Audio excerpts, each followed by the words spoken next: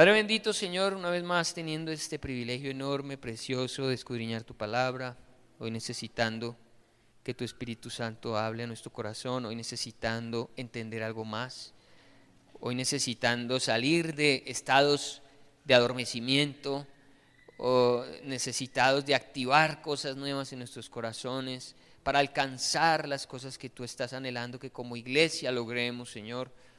Hoy te pedimos, Padre, que tu palabra mueva nuestros corazones, active cosas nuevas en nuestras vidas, nos lleve, Señor, a movernos en ti de una manera diferente, lejos de una vida religiosa y más bien comprometidos de corazón contigo, Señor, y con tu palabra. Te lo pedimos en el nombre de Jesús. Amén. Bien, seguimos nuestro estudio en el libro de Lucas y una característica muy especial que tiene el libro de Lucas, desde el primer capítulo el escritor dice que tuvo mucho cuidado en escribir estas cosas conforme fueron sucediendo, es decir, cronológicamente. El evangelio de Lucas es un evangelio en donde cronológicamente suceden las cosas conforme Jesús iba viviendo, el escritor las iba plasmando. Hay otros evangelios en donde no, en donde el escritor iba y venía en el tiempo, mientras que Lucas, y es muy interesante tener ese dato porque lo saca uno de muchas dudas cuando se estudian los evangelios. El evangelio de Lucas lleva una secuencia cronológica. Por lo tanto, en el capítulo 7, que es el que nos corresponde ver hoy, pues habíamos visto los dos cimientos, no un jueves, sino el domingo pasado. Recuerdan, en la renovación de votos hablamos de los dos cimientos, el hombre sabio y el hombre necio. Uno edificó su casa sobre la roca y el otro sobre la arena. Por lo tanto, no vamos a detenernos en esa porción. Creemos que con lo que aprendimos el domingo es suficiente. Por eso vamos a brincar ya al capítulo 7, en donde el escritor, que es Lucas, dice: después que hubo terminado todas sus palabras al pueblo que le oía, entró en Capernaum. Y ese después es muy importante, vuelvo y les digo, porque dice entonces que cuando él hubo hablado lo que se conoce como el Sermón del Monte, que en Mateo está ampliamente escrito, mientras que Lucas de repente lo hace un poco más condensado, lo que muestra Lucas es que después de que él habló a sus discípulos en torno al Sermón del Monte, hizo esto: entró a Capernaum. Se considera que el Sermón del Monte él lo dio en un monte cercano a Capernaum, por lo tanto, pues como que no tuvo que desplazarse mucho, sino simplemente entrar a Capernaum, que para ese momento de Galilea era una de las ciudades, o quizá la ciudad más importante que tenía Galilea. Y esa gente en Capernaum se creía mucho. Y Jesús habla y dice: ustedes que han levantado esta ciudad tan alto, asimismo también van a ser derribados por ese orgullo y esa vanidad. Esas palabras se cumplieron más adelante, porque hasta el día de hoy no se sabe exactamente dónde quedaba esa ciudad. Quedó tan destruida que ni siquiera los arqueólogos han podido ubicar el sitio exacto de una ciudad que en el tiempo de Jesús era de las más importantes en esa región, y que se había convertido en la central de inteligencia, digámoslo así, del ministerio de Jesús. Capernaum, él vive en Nazaret, pero se desplazó para Capernaum, son ciudades cercanas. Y el siervo de un centurión, a quien éste quería mucho, estaba enfermo y a punto de morir. Cuando el centurión oyó hablar de Jesús, le envió unos ancianos de los judíos rogándole que viniese y sanase a su siervo. Ellos vinieron a Jesús y le rogaron con solicitud, diciéndole: es digno de que le concedas esto, porque ama a nuestra nación y nos edificó una sinagoga. Y Jesús fue con ellos, pero cuando ya no estaban lejos de la casa, el centurión envió a él unos amigos diciéndole: Señor, no te molestes, pues no soy digno de que entres bajo mi techo, por lo que ni aún me tuve por digno de venir a ti, pero di la palabra y mi siervo será sano. Porque también yo soy hombre puesto bajo autoridad y tengo soldados bajo mis órdenes, y digo a este: ve y va, y al otro: ven y viene, y a mi siervo: haz esto, y lo hace. Al oír esto, Jesús se maravilló de él, y volviéndose dijo a la gente que le seguía: os digo que ni aún en Israel he hallado tanta fe. Y al regresar a casa, los que habían sido enviados hallaron sano al siervo que había estado enfermo. ¿De qué vamos a hablar esta noche? Aprovechando este texto, de la fe. Vamos a aprender algo hoy sobre la fe. ¿Cuántos de nosotros hemos necesitado en un momento determinado un milagro? Que Dios haga algo. ¿Cuántos nos hemos visto en situaciones en las que muchas veces no sabemos qué hacer? Y de repente, ¿cuál es la palabra que se usa? Impotencia. Hemos llegado a tener impotencia. Pero yo qué aquí, ¿qué hago? ¿Y cómo salgo de esto? ¿Y cómo voy a resolver este problema? Situaciones que quizás hemos tratado de resolver en nuestras fuerzas, pero que sencillamente llegan a un punto en el que definitivamente ya se necesita un milagro. ¿Cuántos de los que hay aquí creen todavía en los milagros? Hicieron un estudio en los Estados Unidos y le preguntaron a los cristianos de los Estados Unidos cosas como estas. ¿Cuántos creen todavía en los milagros? Pero la pregunta más sorprendente es, ¿cuántos creen que el Señor va a venir por segunda vez? Y resulta que en Estados Unidos, en ese estudio, el 24% de los que se dicen ser cristianos no creen que el Señor Jesucristo vaya a venir por segunda vez. Y conforme pasa el tiempo, como que la iglesia deja de creer en cosas. Pues dejar de creer que el Señor viene por segunda vez es quedarnos sin un fundamento de fe violento. Pero así viven. Y yo no sé cuántos de los que hoy están aquí creen que el Señor Jesucristo va a venir por segunda vez. ¿A cuánto les cuesta creerlo? Y ahorita al finalizar vamos a tener que volver a hablar de este tema y revisar entonces, porque podemos decir, yo creo en la segunda venida de Cristo, pero ojo, que lo que vamos a aprender del centurión nos lleva a mirar más bien si yo tengo fe. Miren, este es un hombre muy especial, este centurión, porque si notan ustedes, Jesús se maravilló de él. Poquiticas veces en el texto bíblico se menciona que Jesús se maraville de alguien.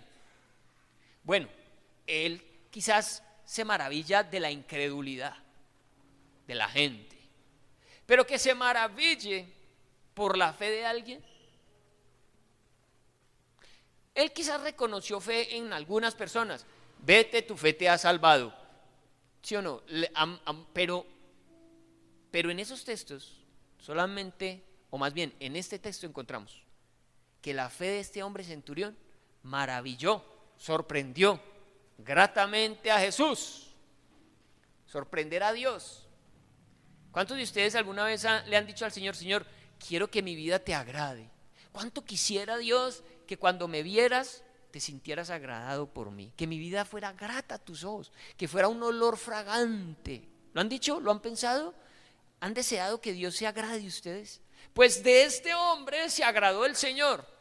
¿Y quién era este centurión romano? Bueno, primero que todo, no era un judío, era un gentil. Jesús tenía un énfasis muy especial en torno a predicarle a los judíos.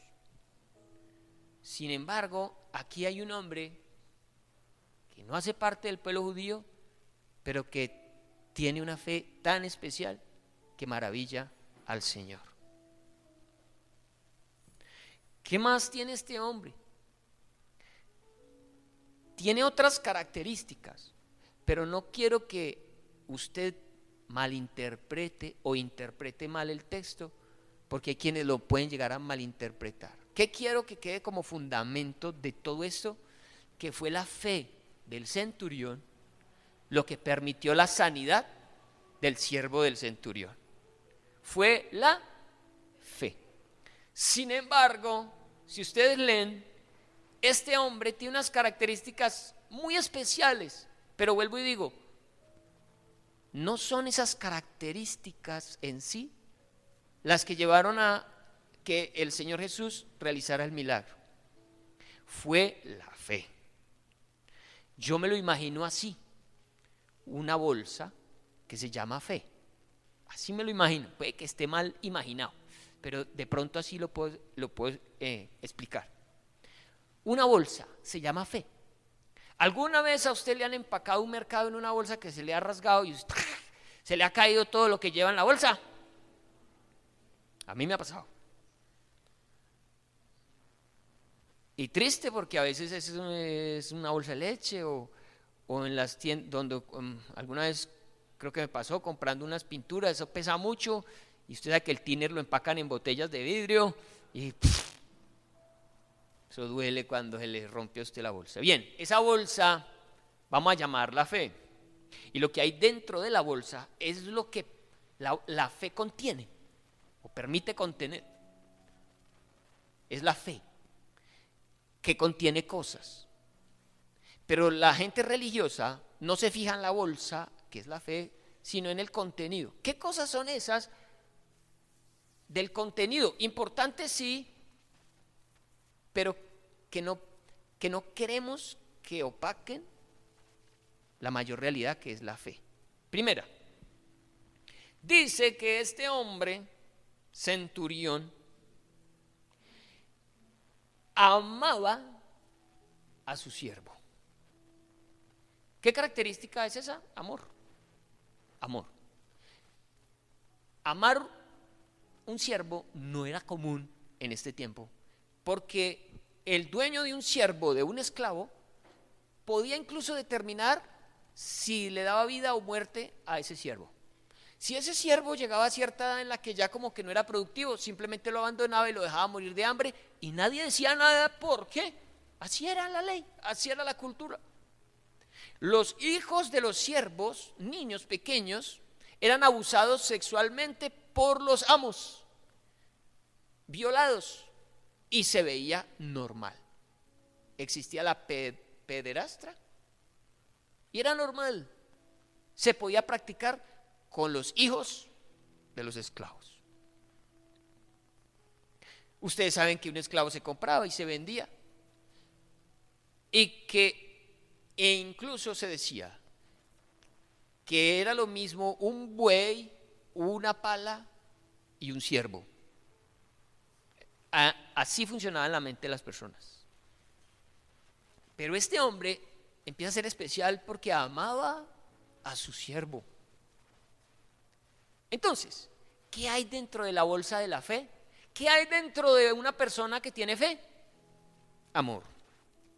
Pero puede existir amor, o alguien puede amar a alguien sin tener fe. A eso quiero llegar. ¿Qué más tenía este hombre? Que amaba a su siervo. Dice,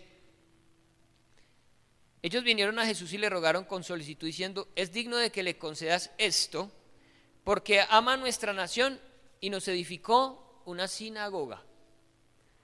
Era generoso. Un centurión romano no tenía por qué invertir dinero en un templo judío. Él como gentil no tenía la religión judía. Es más, ¿qué pensaban los gentiles o los romanos de los judíos? Pensaban que eran inferiores, pensaban que tenían que desaparecer, odiaban a los judíos, los gentiles, y el imperio romano los despreciaba completamente. Los judíos a su vez también despreciaban a los gentiles y ni siquiera entraban a la casa de un gentil. Pero estamos hablando de un centurión que ahora es amado por los judíos, por los principales, porque los que vienen a hablar con Jesús parece ser que son sacerdotes o gente muy importante que enseñaban la palabra en esa sinagoga, eran judíos. Oiga, y se la llevaban bien con este gentil. Gentil que incluso generosamente ayudó a construir una sinagoga. Era generoso. Bien. Jesús sanó al siervo de este gentil, uno, porque amaba al siervo. No. Jesús sanó al siervo de este centurión porque era generoso. No. ¿Cuántos de nosotros creemos que si somos generosos movemos la mano de Dios? Y resulta que lo que mueve a Dios no es la generosidad, es la fe. Podemos amar a muchas personas y por ese amor podemos llegar ante Dios y decirle: Señor, pero es que mira que yo amo, dame esto, respóndeme con esto. ¿Podría el Señor por ese solo efecto responder una oración, hacer un milagro? No. ¿Por qué digo que no? Porque los religiosos sí lo usan para convencer a Dios de que haga algo a favor de ellos. ¿Qué hace un religioso? Va y lleva un mercadito, va y cumple una promesa, va y hace unas oraciones o cualquier cosa, y luego le dice al Señor: Señor, o desde antes le dice: Señor, si tú me das tal cosa, entonces yo, y negocian con Dios. Algunos dicen: voy a dar el diezmo, Señor, para que me bendigas esta semana y me salga tal negocio. O algunos incluso dicen: voy a ayunar. Pero ¿saben cómo la piensan? El ayuno como la oportunidad de coger a Dios y hacerle una llave. ¿Sí? Yo, Señor, respóndame pues que yo ya ayuné. Vea que yo ya ayuné y me tiene que dar lo que le estoy pidiendo. Entonces, hemos usado cosas religiosas para pretender que Dios se mueva en nuestras vidas o haga las cosas que necesitamos que Él haga. Y malinterpretamos incluso el ayuno y la misma oración. Pero vuelvo y digo, ¿qué es lo que va a mover la mano de Dios a favor de nosotros? La fe. Sí. ¿Saben qué? El que tiene fe ama. El que tiene fe es generoso. El que tiene fe ayuna. El que tiene fe ora. El que tiene fe diezma. Pero es porque tiene fe. Es lo que contiene, es lo que sostiene a esa persona. Es la fe la que generó este milagro extraordinario. Pero este hombre tiene más que decir. Hay más características. ¿Cómo sería que estos hombres principales judíos se van a interceder por él ante Jesús? A interceder un judío, interceder por un gentil. Y Jesús empieza a sorprenderse por todas estas cosas. Y Jesús fue con ellos. Pero cuando ya no estaban lejos de la casa, el centurión envió a él unos amigos diciéndole: Señor, no te molestes, pues no soy digno de que entres bajo mi techo, por lo que ni aún me tuve por digno de venir a ti. Pero di la palabra y mi siervo será sano. ¿Qué más tiene este hombre centurión? Humildad, reconocimiento de su pecado. ¿Alguien que tiene fe reconoce su pecado? A la hora de orar delante de Dios, deja que Dios vea su pecado, le confiesa su pecado. ¿Sí recuerdan que en una ocasión un hombre un fariseo decía: Señor, gracias porque yo no soy como estos otros hombres? Yo diezmo, yo ayuno 2 veces por semana, yo no le hago mal a nadie. Pero había un publicano allí que ni siquiera se atrevía a levantar su rostro al cielo y decía: Señor, ten misericordia de mí porque soy pecador. ¿Saben? El que tiene fe se humilla delante de la presencia de Dios. También. Y algo más. ¿Qué dice? Porque también, di la palabra y mi siervo será sano, porque también yo soy hombre puesto bajo autoridad y tengo soldados bajo mis órdenes, y digo a este: ve y va, y al otro ven y viene, y a mi siervo hace esto y lo hace. Este hombre entendía la dependencia de la autoridad y el poder de Dios. Reconocía que Dios era poderoso. ¿Alguien que tiene fe reconoce que Dios es poderoso para hacer algo? Amén. Amén. Cuando tú oras, ¿tienes esa seguridad en tu corazón? ¿Dios tiene poder para hacer algo por ti? ¿O dudas de que Dios puede hacer algo? Y miren que lo que maravilla a Jesús Al oír esto, Jesús se maravilló de él. Pero ¿sabe? No se maravilló de que fuera generoso, de que amara a su siervo. No se maravilló de que respetara la autoridad, que se sujetara a la autoridad. Se maravilló de la fe del centurión. Vuelvo y digo, el Señor no se va a maravillar por cuánto dinero das. El Señor no se va a maravillar por cuántas personas amas. No se va a maravillar por cuán buena gente seas. Lo que va a maravillar al Señor es tu fe. Porque les digo y les recuerdo que la palabra dice que todo lo que no proviene de fe, ¿qué es? Es pecado. Este hombre hubiera podido levantar esa iglesia sin fe. ¿Hubiera contado? No. Es más, le hubiera contado por pecado, porque dice la Biblia que todo lo que no proviene de fe es pecado. Tú puedes traer tu diezmo y tu ofrenda, pero si lo haces sin fe, en vez de agradar a Dios, eso te es contado por pecado. El tema es la fe. Y Jesús lo confirma, lo reafirma y dice, al oír esto Jesús se maravilló de él y volviéndose dijo a la gente que le seguía, os digo que ni aún en Israel he hallado a un hombre tan generoso, dijo, he hallado un hombre tan buena gente, he hallado un hombre tan humilde. Jesús se sorprendió de la fe. En otras palabras, ni siquiera entre el pueblo judío, a los que les he predicado el evangelio, a los que deberían creer en el Mesías, porque el judío era el que creía en el Mesías, no un gentil, pero un gentil estaba creyendo en el Mesías, estaba creyendo en Jesús. Dice, ni siquiera estos que tienen la promesa de un Mesías, ni siquiera en ellos he visto tanta fe como la que estoy viendo en este gentil.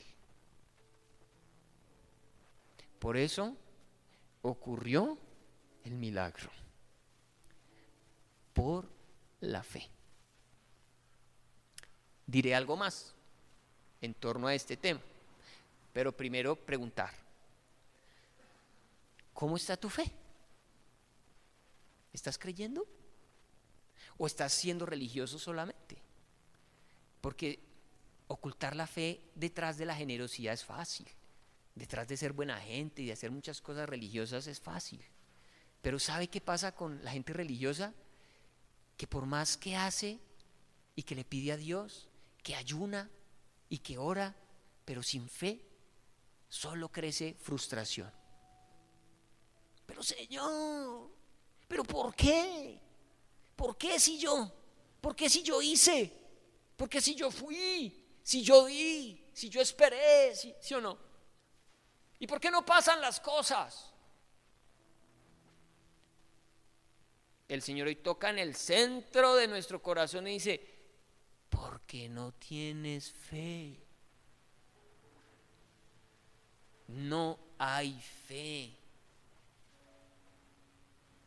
Acompáñeme a Lucas, más adelantico, parábola de la viuda y el juez injusto. También les refirió Jesús una parábola sobre la necesidad de orar siempre y no desmayar, diciendo, había en una ciudad un juez que ni temía a Dios ni respetaba a hombre. Había también en aquella ciudad una viuda, la cual venía a él diciendo, hazme justicia de mi adversario. Y él no quiso por algún tiempo, pero después de esto dijo dentro de sí, aunque ni temo a Dios ni tengo respeto a hombre, sin embargo, porque esta viuda me es molesta, le haré justicia, no sea que viniendo de continuo me agote la paciencia. Y dijo el Señor, oíd lo que dijo el juez injusto. ¿Y acaso Dios no hará justicia a sus escogidos que claman a Él día y noche? ¿Se tardará en responderles? Os digo que pronto les hará justicia. El Señor dice, primero, yo no soy ningún juez injusto para que ustedes tengan que venir por mucho tiempo a rogarme y a pedirme que haga algo que ustedes necesitan. No me comparen con un juez injusto, porque yo no soy así y porque yo no tardo.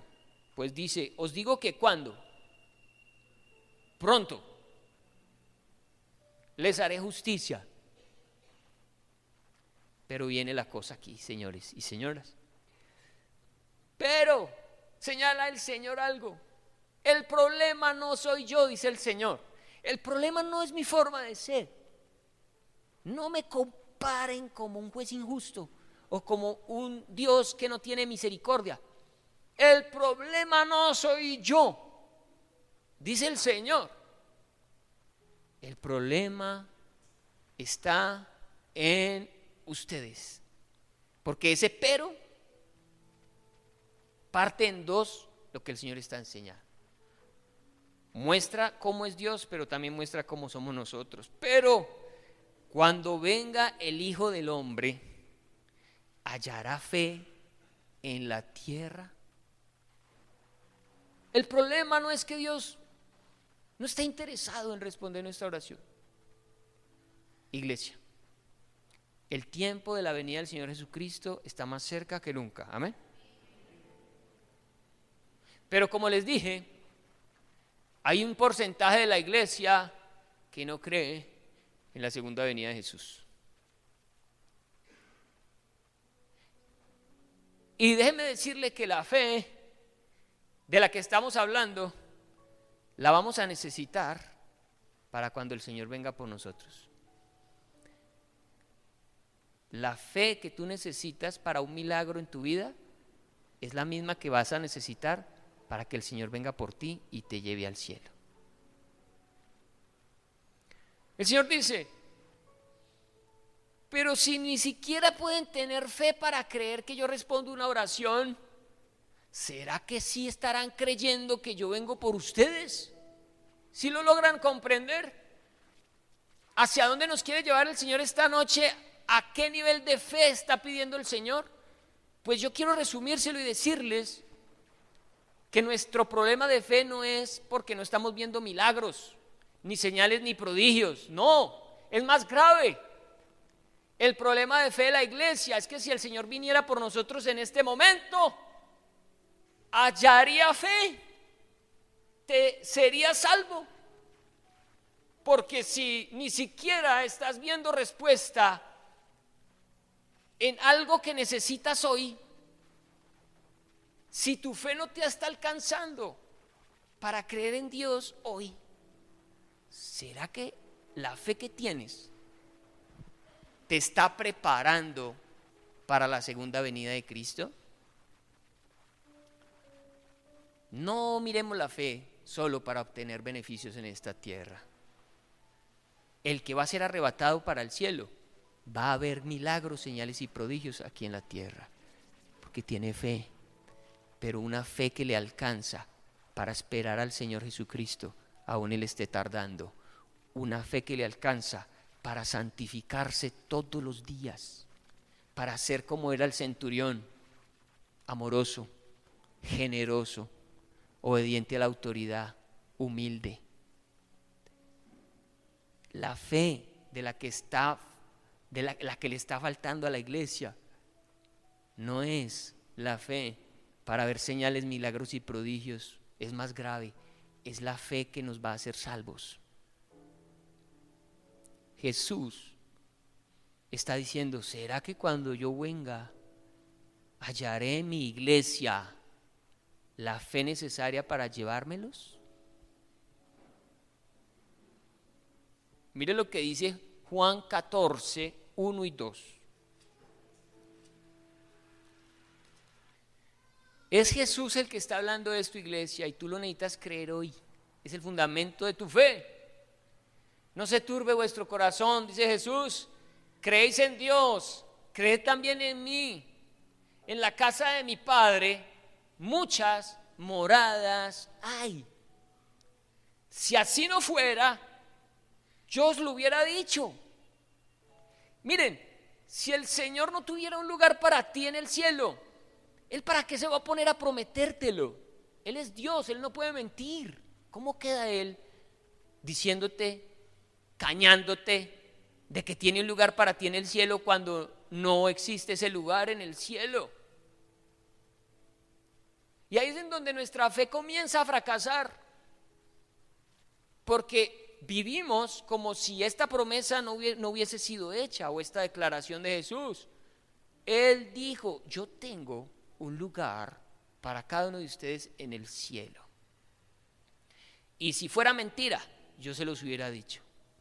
Si así no fuera, yo les hubiera declarado que no esperen eso, que es bobada que vivan con una esperanza de un cielo, de una gloria eterna. Pero ¿sabe? Él dijo, es verdad, hay un lugar, hay una morada para ustedes en el cielo. Si así no fuera, yo le hubiera dicho, voy pues a preparar lugar para vosotros. Y si me fuere y os prepararé lugar, ¿qué dice? Vendré otra vez. Iglesia, use la fe, por favor, para creer que el Señor viene otra vez. Es palabra que Jesús pronunció. Él dijo, yo voy a volver otra vez. Primero me voy a ir, voy a morir en esa cruz, voy a tener que partir de aquí, pero yo me voy a ir porque voy a prepararles un lugar. Y cuando lo tenga preparado, voy a volver por ustedes. Y os tomaré a mí mismo, para que donde yo estoy, vosotros también estéis. Pero hallará el Señor fe cuando venga a la tierra. ¿Y saben por qué creo yo que no hay fe? ¿Saben por qué les estoy hablando yo de esto? No porque no estemos viendo señales, milagros y prodigios, porque muchos de nosotros deseamos ver cosas así. Testimonios sorprendentes, sobrenaturales, que Dios haga esto con esta situación que tengo, con este problema, con esta enfermedad, con esta deuda, con esta familia. Y estamos esperando porque esas cosas ocurran.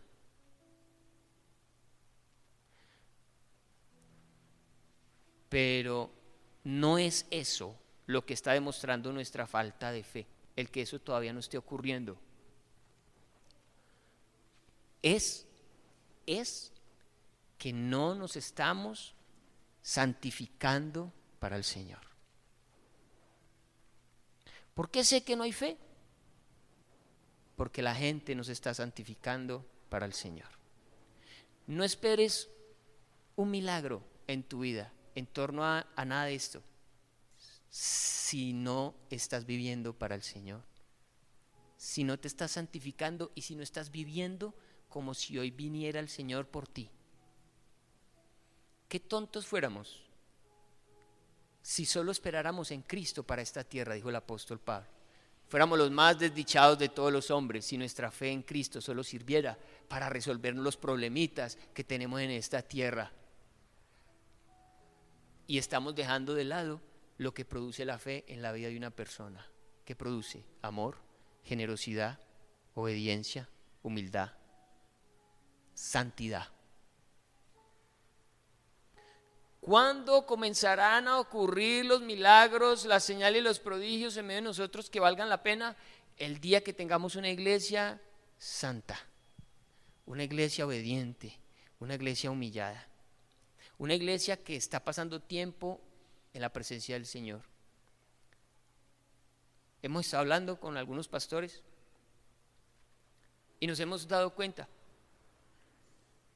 que el porcentaje de oración y de lectura bíblica de la iglesia es mínimo, bajitico.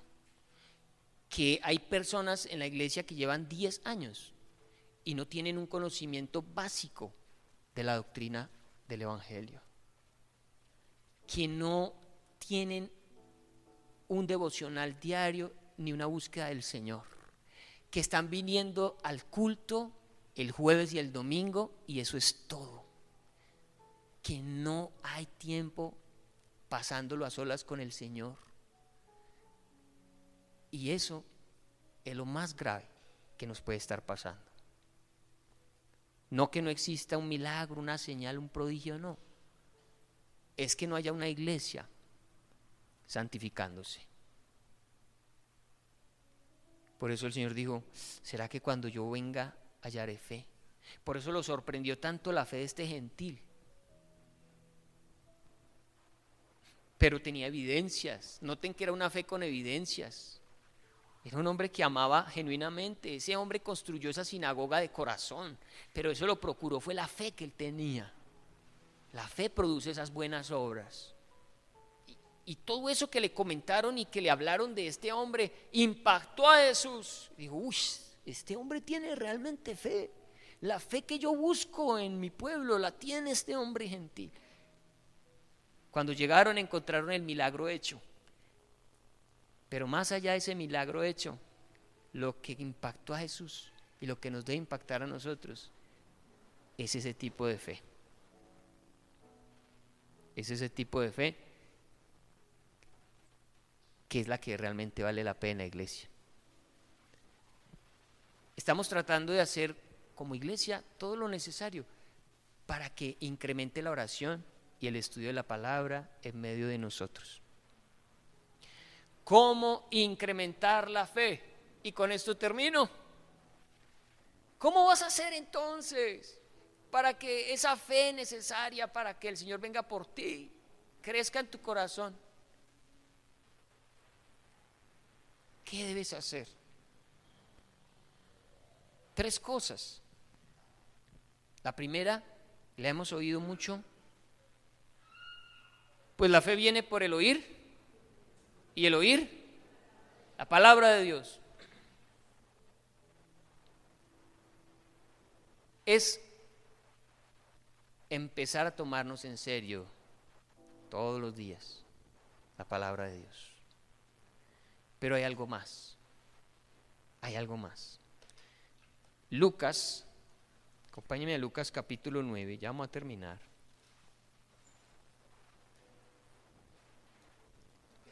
Dice el Señor, dice la palabra Lucas 9, dice, habiendo reunido a sus 12 discípulos, les dio poder y autoridad sobre algunos demonios.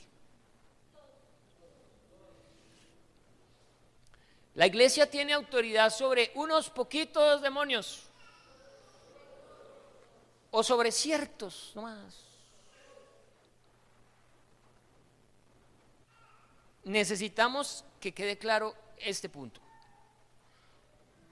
El Señor le entregó a su iglesia autoridad sobre todos los demonios inventados hasta el día de hoy. Todos los demonios que existen. El Señor dio autoridad sobre todos. ¿Y también para qué dio autoridad? Para sanar enfermedades.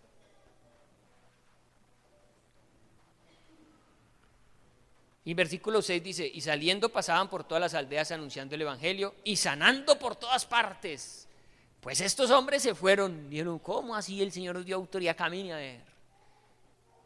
Y veían señales, milagros y prodigios. Pero algo pasó.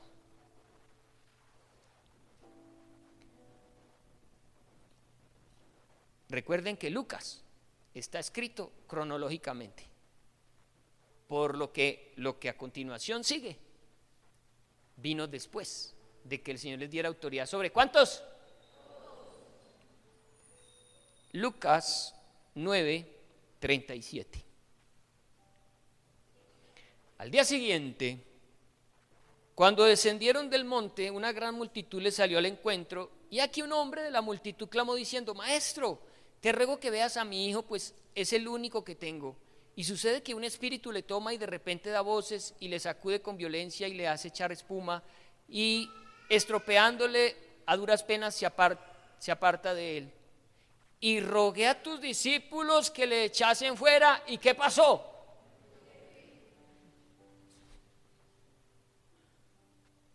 Entonces Jesús hubiera podido decir, ay muchachos, ay discípulos, qué pena con ustedes. Yo sí les di autoridad, pero sobre los espíritus mudos no. Esa sí me la reservé solo para mí. ¿Estaban incluidos estos demonios también, sí o no? ¿qué pasó? ¿Por qué no pudieron? ¿Ya les habían dado la autoridad, sí o no? Y la palabra es muy clara, dice todos. Pero les quedó grande. ¿Por qué? Respondiendo Jesús dijo: oh generación incrédula y perversa, ¿hasta cuándo he de estar con vosotros y os he de soportar? Trae aquí a tu hijo. ¿Para quién cree usted que fue ese regaño? ¿De quién esperaría el Señor fe? ¿Pero qué había en ellos en ese momento? Incredulidad. Incredulidad. Y mientras se acercaba al muchacho el demonio le derribó y le sacudió con violencia, pero Jesús reprendió al espíritu inmundo y sanó al muchacho y se lo devolvió a su padre, y todos se admiraban de la grandeza de Dios. Es en Mateo y en Marcos donde aparece una frase famosa en torno a este texto, en la que sus discípulos se le acercaron, ya aparte, ya después de haber hecho el oso: Señor, ¿qué pasó? ¿Por qué nosotros no pudimos echarle fuera? Jesús les dijo: porque este género no sale sino con oración y ayuno. Pero cualquiera, Pedro, que sobre todo era el más fregado de todo, le hubiera podido decir: pero hermano, ¿cómo así? Usted ya nos había dado autoridad, ¿cómo así que había que hacer algo más? Para ese tipo de demonio había que ayunar. Entonces tendría uno que apartar citas, ¿sí o no? Venga, ¿el demonio que usted tiene es de cuáles? ¿De los que necesita oración y ayuno? ¿O me puedo ir así a palo seco? Si es de oración y ayuno, entonces su servicio quedó programado para dentro de 8 días, mientras ayuno. Pero entendemos entonces, por la forma en que en que Lucas escribe, y por la forma en que el Señor regaña a sus discípulos, que el género del que él está hablando allí no es el del demonio, sino el de la incredulidad. ¿Cómo vences tú esa incredulidad grave que te está llevando a no vivir una vida santa, que es la que más preocupa? No que no puedas echar un demonio o sanar un enfermo, no. La que más preocupa es que si el Señor viene te quedas, ¿sí o no? Porque incluso los discípulos dijeron: Señor, en tu nombre hicimos y vimos a Satanás y no sé qué. Y el Señor dijo: sí. Yo mismo vi a Satanás caer del cielo, pero no se alegren por eso, dijo Jesús. No se alegren porque la fe les alcanzó para eso. Alégrense que sus nombres están escritos en el libro de la vida. Alégrense que ustedes van a ser salvos por la fe que tienen. Pero si tu fe, la que hoy tienes, no te está alcanzando para santificarte, ¿qué clase de fe tienes? ¿En qué estás creyendo? No tienes fe. Estás pecando y caes en lo mismo y se repite tu vida y todo lo demás. Ojo, iglesia, si el Señor viniera, ¿qué? Pero el Señor nos está diciendo: muchachos, necesito que se tomen en serio mi palabra y que lean la Biblia, oren, ayunen, pasen tiempo conmigo, dice el Señor. Necesitamos pasar tiempo con el Señor en oración y con la palabra, para que la fe crezca, la fe que nos va a llevar al cielo. Ahora, después de que tengamos esa fe, dice el Señor, nada nos será imposible. Al que cree, todo le es posible. Pero ¿cómo queda el Señor concediéndole milagros a gente que no se santifica? ¿Cómo queda el Señor respaldando gente que no busca su presencia, que no ora, que no lee la Biblia, que solo pide y que esperan que el Señor haga todo lo que pedimos? Como en una máquina de esas. ¿Se ha visto una máquina donde usted mete una monedita y estripa un botón y la máquina le tiene que botar lo que usted le pidió? Como si Dios fuera una maquinita de esas. en donde uno llega y simplemente pide, hace su pedido, estripa el botón y listo. Y no. Hay que empezar por santificarnos. Hay que empezar por incrementar nuestra propia vida personal, nuestra oración y el estudio de la palabra.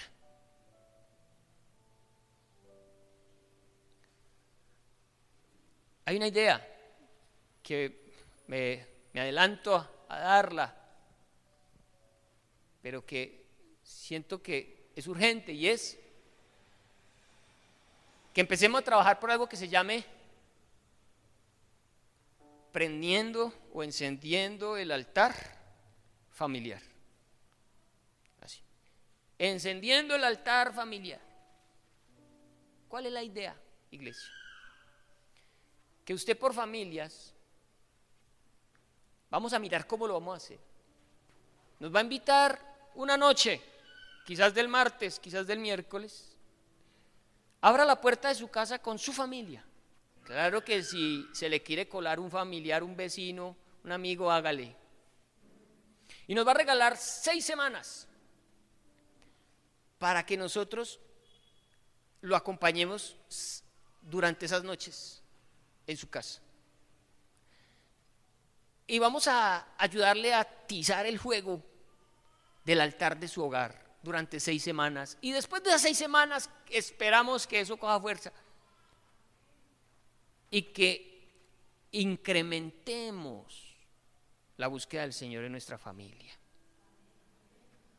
Los que estén interesados, háganoslo saber. Nos regala cuántas personas son, la dirección de su casa, y si nos puede recibir martes y miércoles, que son los días que podemos hacerlo, martes y miércoles, y miramos entonces cómo empezamos a ayudar a atizar el fuego del altar en su casa. Necesitamos comenzar desde nuestras casas. Debemos dejar de ser cristianos de jueves, de domingo. Necesitamos activarnos con nuestra familia a buscar de Dios. ¿Recuerdan que Nehemías organizó al pueblo por familias? Hay que avivar el fuego, pero es en la familia, en la casa. Si lo hacemos así, vamos a poder tener una iglesia de fe, comprometida con el Señor, y se imagina las cosas que Dios hará con nosotros. Cuando ya seamos salvos, cuando ya podamos vivir cada día sabiendo que Él puede venir, Señor, véngase cuando se le dé la gana, yo estoy listo. Ya tengo listo, empaqué todo, no es sino que usted diga cuándo me voy con usted y me voy. Pero una iglesia temerosa, Señor, todavía no. Señor, no vengas. Señor, no vengas esta semana porque tengo una fiesta, Padre, después de la fiesta. Después de ferias, Señor, después de ferias porque estoy abonado. Para no perder la platica, Señor. Entonces,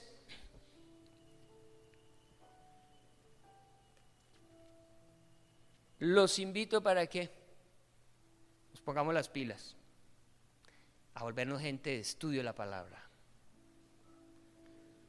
Es triste entrevistarse con un cristiano de 10 años, preguntarle algo fundamental y básico y que no sepa. O que le preguntáramos, ¿qué leíste hoy en la palabra? ¿Qué te habló el Señor hoy? Pastor, ni siquiera me acuerdo dónde dejé la Biblia. Pero si esa es nuestra realidad, estamos pailas. Pero vamos a buscar del Señor juntos, amén. Vamos a ver cómo salimos de esto.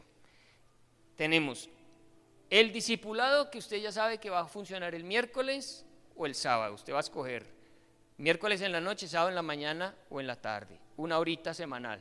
Pero aparte de eso vamos a encender el altar en nuestra familia. También vamos a estudiar la palabra. No somos muchos los que nos podemos distribuir esa tarea, pero con los que vamos a arrancar, si Dios nos permita multiplicarnos y poder tener en cada familia un altar encendido. Póngase de pie, vamos a orar. Hemos visto a Dios interesado en dos cosas en medio de nosotros. Fuertemente ha sido evidente. Una, en ser una iglesia que se mueva en amor frente a las necesidades de la gente con el objetivo de evangelizar. Amén. Y el Señor nos ha estado proponiendo situaciones y necesidades de personas y la iglesia se está volcando a cubrirlas. Amén. Eso es tener favor con el pueblo y eso es llegar al corazón de los que no conocen a Jesús. Y a veces asusta porque la necesidad que hay afuera es mucha, demasiada, y nosotros decimos, ¿y cómo? ¿De dónde vamos a sacar para cubrir tanta necesidad? Bueno, ese es el problema, es de Dios, ¿sí o no? Nosotros tener un corazón para amar a la gente y evangelizarlos. Y la otra, que como iglesia nos fortalezcamos en la oración y en el estudio de la palabra. Firmes en eso. Así que ayúdenme a orar por eso. Padre, Señor, queremos ser de esa iglesia que cuando tú vengas la halles con fe. Halles una iglesia ardiendo por ti. Una iglesia santificándose a cada momento. Enamorada de la palabra, escudriñando la palabra. En oración. Una iglesia no religiosa. Una iglesia activada por el Espíritu Santo, una iglesia que lleve el mensaje de salvación a los que no lo conocen, una iglesia en la que se puedan ver las señales, los milagros y los prodigios, porque primero es una iglesia que se ha santificado, es una iglesia que ama tu presencia, es una iglesia que valora primero que cualquier cosa tu presencia. Hoy nosotros, Señor, oramos por las familias de nuestra casa, de nuestra iglesia, para que sean abiertas las puertas de esas casas al Evangelio, Señor, y podamos entrar con el mensaje de salvación. Hoy los obreros son pocos, pero tu palabra dice que debemos orar para que el Señor envíe obreros a la mies, porque la mies es mucha, y sí que lo vemos, Señor, sí que vemos que la necesidad es mucha y los obreros pocos. Pero Señor, que con los que arranquemos sea suficiente para iniciar. Y en el camino tú añadas, Señor, siervos a este trabajo, fieles, idóneos, capacitados, llenos de pasión por llevar la palabra. Padre, que tú llenes nuestros hogares de palabra y de consejo. Tú llenes nuestras familias, Señor, con el fuego de tu Espíritu Santo, que encendamos el altar familiar. Que arda ese altar en cada familia, en cada casa, en cada vida. Finalmente tampoco podemos caer en el error de solo orar cuando estamos en familia. No, es orar personalmente, a solas con el Señor, es buscar la presencia del Señor individualmente, pero también llevar ese fuego al altar familiar y luego ese fuego del altar familiar traerlo a la iglesia. Permite, Dios, que esta visión pueda calar en el corazón de tus hijos y podamos ver una iglesia encendida y apasionada por ti, comprometida, enamorada, fiel, una iglesia de fe. Y que cuando tú mires la iglesia puedas decir, no he hallado fe como esta.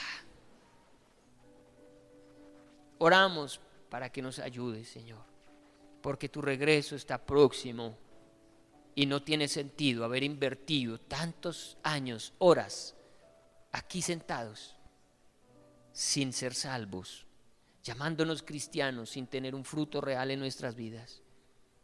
No es tiempo de jugar al cristiano, sino realmente ser lo que tú esperas que seamos, Señor, para estos últimos tiempos. Ayúdanos porque nuestras fuerzas son pocas. Ayúdanos porque a veces, Señor, nos falta entusiasmo.